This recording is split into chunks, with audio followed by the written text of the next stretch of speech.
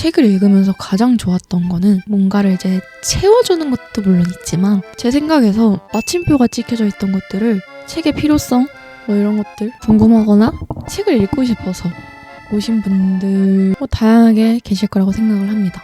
그런 분들께 이 책을 먼저 소개시켜드리고 싶습니다. 안녕하세요. 이단호입니다. 오늘 할 컨텐츠는요. 바로 책입니다.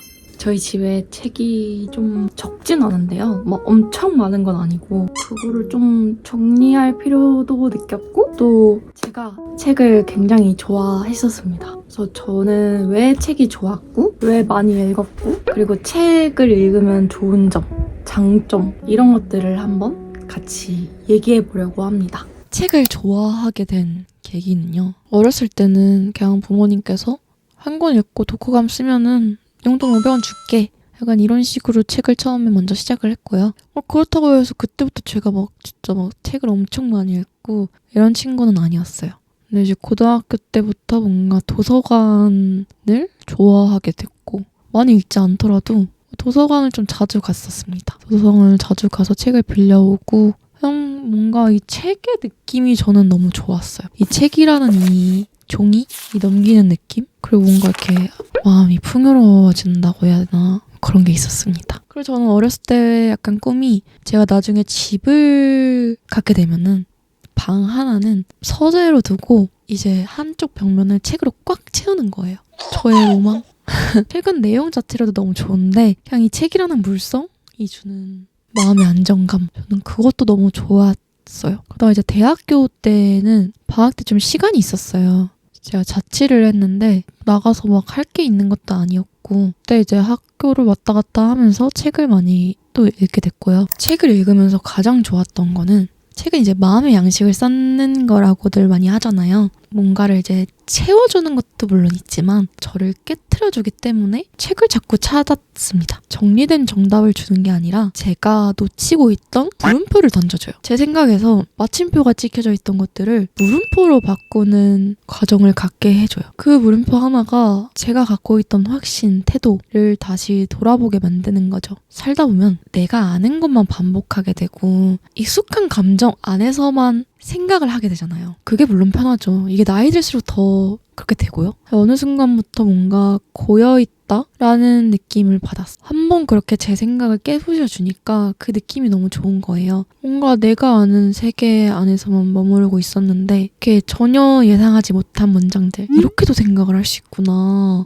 이런 사고방식의 흐름으로 갈 수도 있구나. 내가 당연하다고 여겼던 게 당연한 게 아니었구나 라는 걸 느끼게 된 것 같아요. 그런 한 문장, 책 한 권이 저를 막 흔들어 놓을 때가 있는 거죠. 어떤 것들은 한 번에 막 그래 맞아 이거야 이렇게 생각할 수도 있구나라고 와닿는 것들이 있고 반면에 이렇게 생각을 한다고? 이거 좀 아닌 것 같은데? 라고 막 이렇게 뭔가 반문하고 싶고 막 그런 내용들이 있어요. 그런 것들도 처음에는 좀 불편하죠. 근데 자꾸 곱씹게 돼요. 그러다가 제 기준에서 맞는 방식으로 이거를 저한테 흡수를 시키는 거예요. 다른 생각들이 있다고 해서 그걸 제가 모두 다 받아들일 필요는 없는 거잖아요. 그래서 저의 그렇게 하나씩 기준들이 생기고 단순히 저를 위로해줄 때도 있지만 제가 만들어 놓은 좁은 생각을 한 번씩 이렇게 부셔주는 게 참 좋았습니다. 그래서 생각이 고여있다고 느낄 때 책을 읽으면 참 좋은 것 같습니다. 새로운 걸 배우는 그 느낌도 좋지만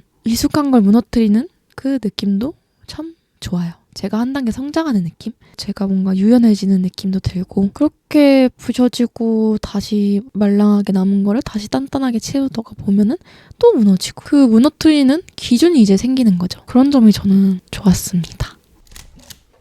솔직히 말하면 책을 많이 읽는다고 당장 대단한 변화가 생기지는 않아요. 제 기준입니다. 말을 잘하게 되는 것도 아니고 인생이 막 드라마틱하게 바뀌는 것도 아니고요. 근데 책을 읽는 시간이 쌓이다 보면 뭔가 보이지 않게 저만 느끼는 뭔가 그런 감각? 이렇게 바뀌는 부분들은 분명 존재합니다. 우선 생각하는 방식이 조금 달라집니다. 확실히 어떤 상황을 봤을 때 그 전보다 바로 결론을 내리기보다는 잠깐 멈춰서 생각하게 되는 때가 있는 것 같아요. 이게 왜 이렇게 됐는지, 내가 놓치고 있는 게 있는지, 그건 이제 책을 자주 읽다 보면은 저랑 다른 생각? 제가 예상하지 못했던 그런 생각들을 마주하는 때가 있으니까 그런 글들을 보면은 생각을 하게 되잖아요. 이렇게 생각을 할 수도 있구나. 이런 거에서 영향을 받는 것 같아요. 저는 예전이랑 좀 많이 달라진 게 있다면은 물론 책 때문만은 아니에요. 그럴 수도 있겠다. 취향 존중을 굉장히 중요하게 생각합니다. 취향 존중뿐만이 아니라 그냥 저는 존중이란 단어를 참 좋아해요. 최대한 이해해보려고 하고 뭐든 왜 그랬을까? 라고 한 번 더 생각하게 되는 그런 게 생긴 것 같습니다. 책을 읽다 보면은 이제 하나의 일도 여러 방향에서 볼 수 있다는 거를 자연스럽게 알게 돼요. 같은 사건을 두고도 사람마다 다르게 느끼고 해석하는 걸 보다 보면은 내 생각이 전부가 아니라는 거를 알게 된 어떤 이야기든 내 기준만으로 판단하지 않고 한 발짝 떨어져서 보는 연습이 되는 것 같아요. 실제로 내가 경험하지 않은 이야기, 경험하지 않으면 정말 완전히 그거를 이해하기는 어려운 일인데 책을 보면서 내가 선택하지 않는 삶을 간접적으로 따라갈 수 있잖아요. 그런 점에서 이제 관점을 바꾸는 연습이 된다고 말할 수 있을 것 같습니다. 그리고 말이나 글이 조금 더 정확해집니다. 글이나 말로 뭔가를 설명할 때 예전보다 편해진 게 있죠. 처음에 이제 책을 많이 읽고 느꼈던 게 카톡으로 대화를 하든 말로 대화를 하든 갑자기 문득 막 어떤 단어가 생각이 나요. 되게 낯선 단어인데 뭐지? 이게 진짜 이 상황에 쓰이는 단어인가? 이게 왜 생각이 나지? 라고 해서 검색해보면 맞아요. 그런 식으로 하나씩 이렇게 체득을 하는 거죠, 이 단어를. 그래서 저는 책을 읽고 나서 더 많은 단어를 쓰게 됐던 것 같아요. 그렇다고 해서 막 제가 말을 진짜 화려하게 잘하고 막 이런 건 아닙니다. 지금은 더군다나 책을 안 읽고 막 사람이랑 대화도 많이 안 하고 하니까 많이 퇴화된 느낌이 드는데 어쨌든 그냥 제가 생각으로 감정으로 알고 있던 것들을 이렇게 직접 글로 보잖아요.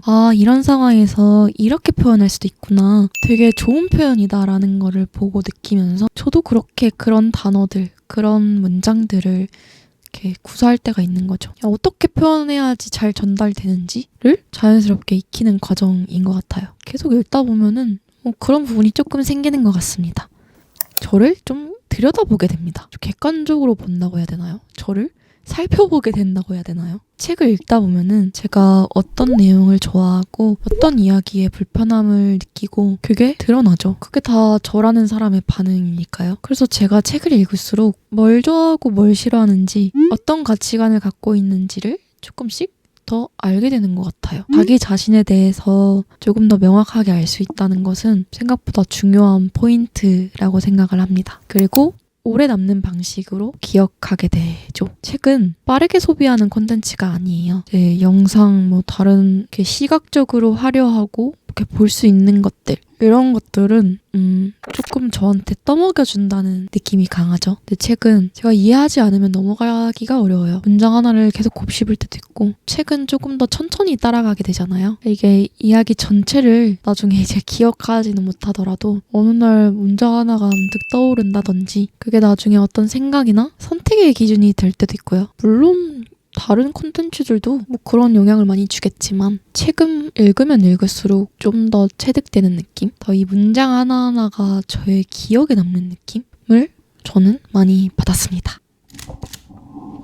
제가 책을 안 읽은 지 좀 오래됐어요. 다른 데에 더 관심이 생긴 것도 있지만 제가 책과 관련된 일을 했었거든요. 나중에 이거에 대해서 조금 풀게 될 날이 있을지 모르겠지만 좋아하는 게 일이 된다는 거는 참 그래서 일을 그만두고 나서는 책을 거의 잘 안 봤습니다. 이게 한 번 놓으니까 잘 안 읽게 되더라고요.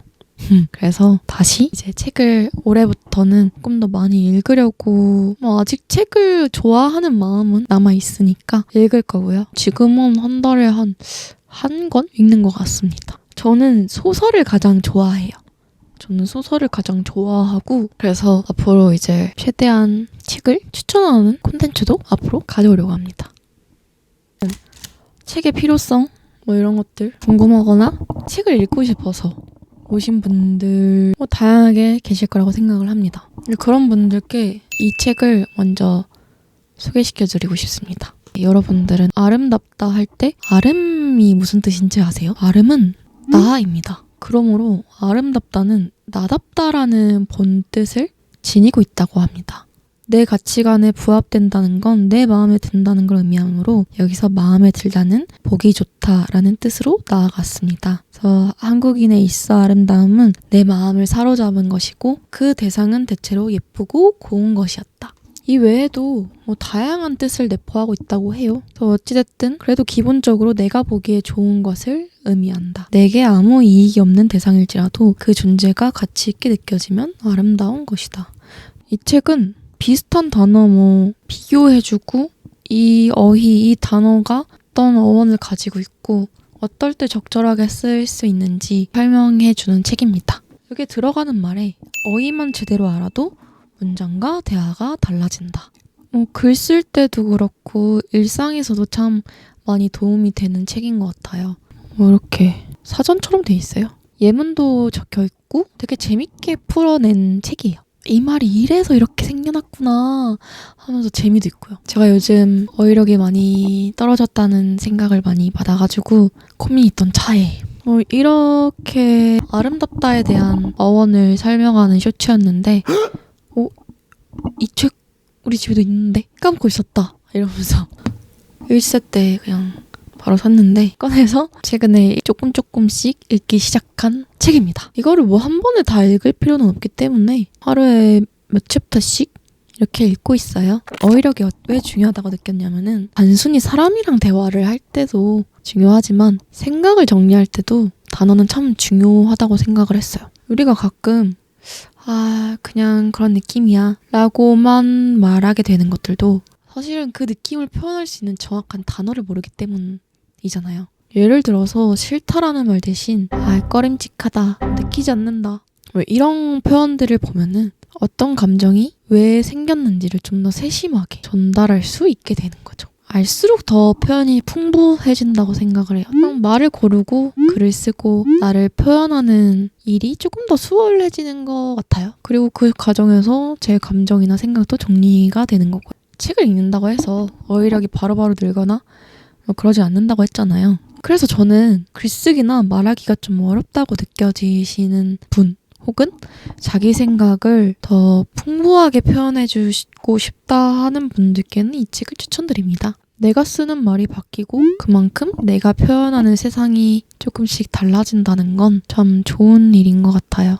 이 책은 제가 요즘 조금씩 읽고 있는 책이라 추천드렸고요. 앞으로 저도 책을 더 꾸준히 읽으면서 제가 읽은 책들, 추천해주고 싶은 책들을 더 많이 소개하려고 합니다. 네. 제가 원래 오늘 책도 같이 정리를 하려고 했는데 정리하는 건 좀 나중으로 미뤄야 될 것 같아요. 오래 하지 않을까요? 오늘도 영상 봐주셔서 정말 감사하고요. 다음에 또 재밌는 그런 콘텐츠를 가져오겠습니다. 그러면 다음에 또 봐요. 제발!